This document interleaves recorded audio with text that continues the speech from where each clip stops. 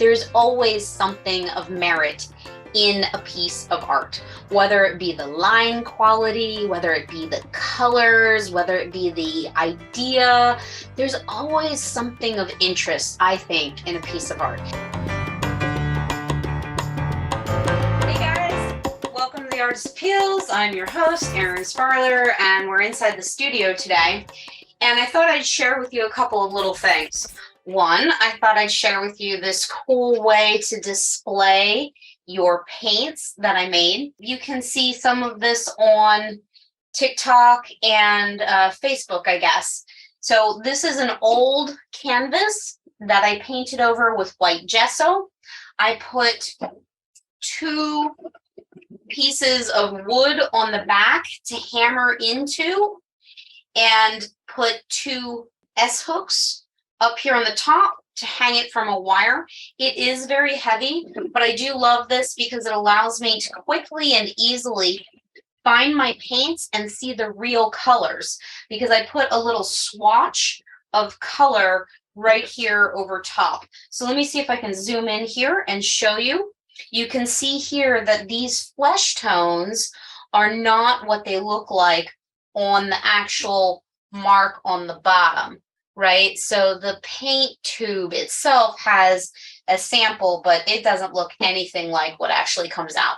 So I like to put a little dollop of paint. I just take the lid off and put a dollop of paint on there, and then I can see my paints. Now this gets hung up over there.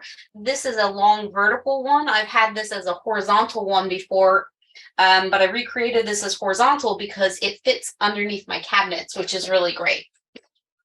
So I wanted to share that with you. All right. So today I do want to share with you another kid's book. Let's take a look at this one because I think it's pretty awesome. I love the term ish. I think of it as kind of like an ism. So in my thoughts, in my way of categorizing art styles, they almost all end in ism, right? Impressionism, modernism, they all end in ism. And so I think this is a great book because it talks about ish. So let's take a look at it. Hopefully it'll offer you some interesting insights and inspiration. So this is the book Ish by Peter H. Reynolds. I believe I read his other book, The Dot, to you the other week. Raymond loved to draw. Do you love to draw too? I imagine you do. Anytime, anything, anywhere. He's on the potty. Do you draw on the potty? I read on the potty. Maybe that's TMI, but yeah, I have lots of books in the bathroom. One day, Raymond was drawing a vase of flowers. His brother, Leon, leaned over his shoulder. Leon burst out laughing. What is that? He asked. Criticism can hurt, can it? Especially from the ones we love. Raymond could not even answer. He just crumpled up his drawing and threw it across the room. Leon's laughter haunted Raymond. He kept trying to make his drawings look right, and they never did. Does your artwork have to look right? What about abstraction? What about Picasso and Cubism? What is right? After many months and many crumpled sheets of paper, Raymond put his pencil down. I'm done, he said. Oh dear. Marisol, his sister, was watching him. What do you want? He snapped. I was watching you draw, she said. Raymond sneered. I'm not drawing. Go away. Marisol ran away, but not before picking up a crumpled piece of paper. Hey, come here. Come back there with that, he said. Raymond raced after Marisol, up the hall and into her room. He was about to yell, but fell silent when he saw his sister's walls. He stared at the crumpled gallery of drawings. Sometimes people see things in our work that we don't. This is one of my favorites, Marisol said, pointing. That was supposed to be a vase of flowers, Raymond said, but it doesn't look like one. Well, it looks vase-ish. Raymond looked closer. Then he studied all the drawings on Marisol's walls and began to see them in a whole new way. They do look ish, he said. Raymond felt light and energized. Thinking ishishly allowed his ideas to flow freely. He began to draw what he felt. He began to draw loose lines, quickly springing out without worry. Raymond felt light and energized. Thinking ishishly allowed his ideas to flow freely. He began to draw what he felt, loose lines, quickly springing out without worry. Raymond once again drew and drew the world around him, making an ish drawing. Felt wonderful. He filled his journals, tree-ish. I love these. Tree-ish, house-ish, boat-ish, afternoon-ish, fish-ish, sun-ish. Those are cool, aren't they? Raymond realized he could draw ish feelings too. Peace-ish, silly-ish, and excite-ish. His ish art inspired ish writing. He wasn't sure if he was writing poems, but he knew they were poem-ish. Ponder, ponder, dream yonder, pond, yond, gleam, wander. One spring morning, Raymond had a wonderful feeling. It was a feeling that even ish words and ish drawings could not capture. Flow state, maybe? He decided not to capture it and simply savored it. And Raymond lived happily, ishfully ever after.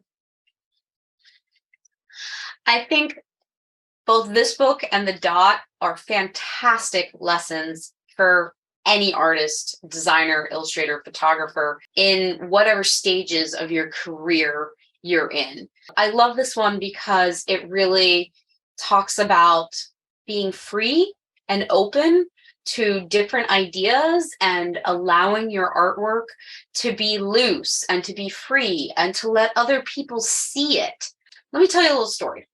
So when I was in college, I had a painting class. Really cool professor. Frank was his name.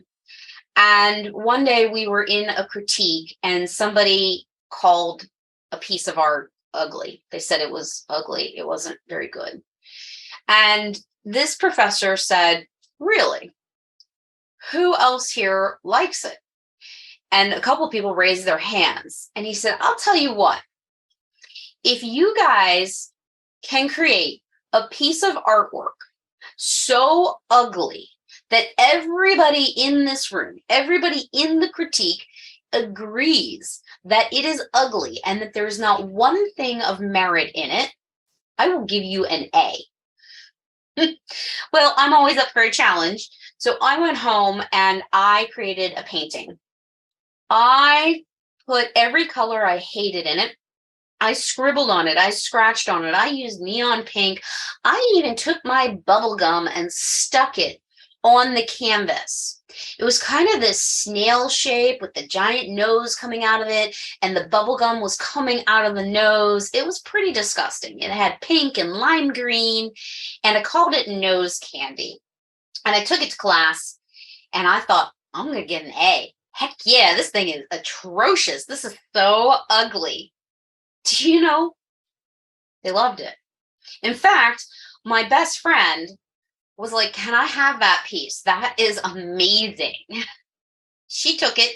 She had it on her walls for years. She got a degree in psychology and counseling.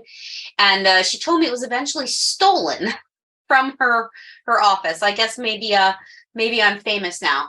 since one of my pieces of art has been stolen. But somewhere out there is a piece of art that I thought was so ugly, nobody would like it, and that it would earn me an A. No one ever did get that A for the ugliest piece of art, because there's always something of merit in a piece of art, whether it be the line quality, whether it be the colors, whether it be the idea.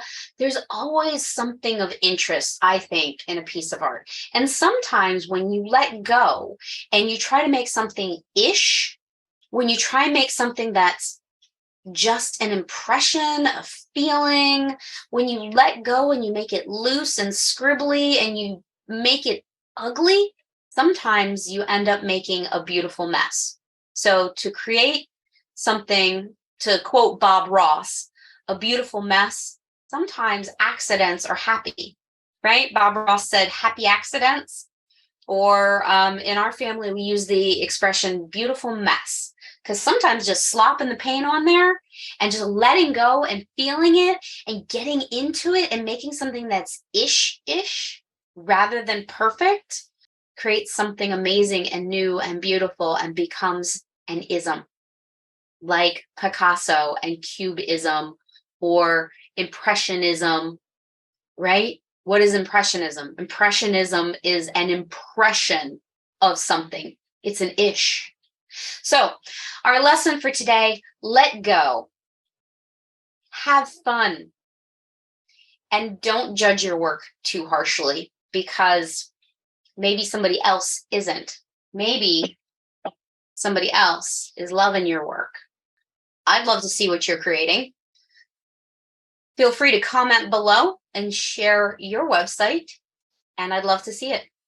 Look, you guys, it's here. Oh my God. You can get a printed version of the Artist Appeals on Amazon now. It looks so good.